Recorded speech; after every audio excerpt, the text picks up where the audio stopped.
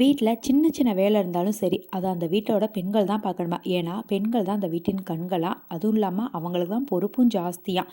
ஆனால் வீட்டில் வெளியில் காய்கறி வாங்க போனாலும் சரி, ஒரு காசு எடுக்க போகிறதுலேருந்தாலும் சரி, ஹஸ்பண்டுக்கு நம்ம மட்டும் துணையாக போகணும், ஹெல்ப்பிங்காகவும் இருக்கணும். நமக்கு ஹெல்ப் பண்ணுங்க அப்படின்னா மட்டும் நானே வெளியே போய் உழைச்சிட்டு வரேன் அப்படின்னு சொல்கிறதும் இல்லாமல் மூஞ்ச பாவமாக வேற வச்சுக்குவாங்க. சரி போய் தொலையுது, நம்மளே பண்ணிக்குவோம் அப்படின்னு சொல்லிட்டு வீட்டில் இருக்க எல்லா வேலையும் இழுத்து போட்டும் பார்த்துக்குறோம். அது எப்படி திமுங்கலம், உனக்கு வந்தால் ரத்தம், எனக்கு வந்தால் தக்காளி சட்னியா? சரி விடுங்க, அவங்கக்கிட்ட வேலை சொல்கிறதும் நம்மளே களைச்சி போடுறதும் ஒன்று தான். ஏன்னா ஒன்றுக்கு 2 வேலையாக தான் நமக்கு வைப்பாங்க.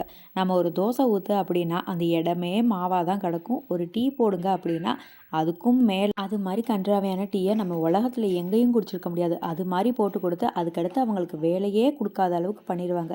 சரி, எங்கள் வீட்டில் மட்டும்தான் இப்படியா, இல்லை உங்கள் வீட்லேயும் இதே மாதிரி தான்னு சொல்லி லைட்டாக கமெண்ட்டில் சொல்லிட்டு போங்க, நானும் தெரிஞ்சுக்கிறேன். கொஞ்சம் மனசாவது நிம்மதியாக இருக்கும் இல்லையா? அப்படியே நம்ம சேனலையும் சப்ஸ்கிரைப் பண்ணிட்டு போயிருங்க.